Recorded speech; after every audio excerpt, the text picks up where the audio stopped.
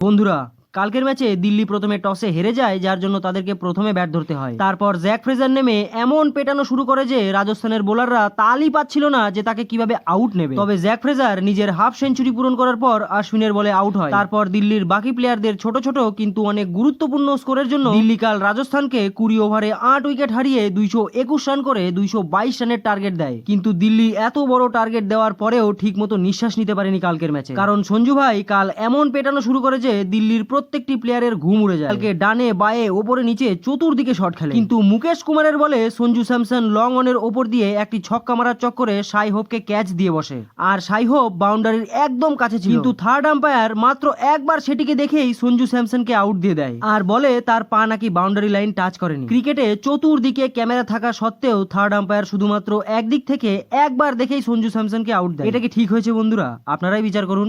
যার ফলে সঞ্জু স্যামসনকে 46 বলে 86 রান করে আউট হতে হয়।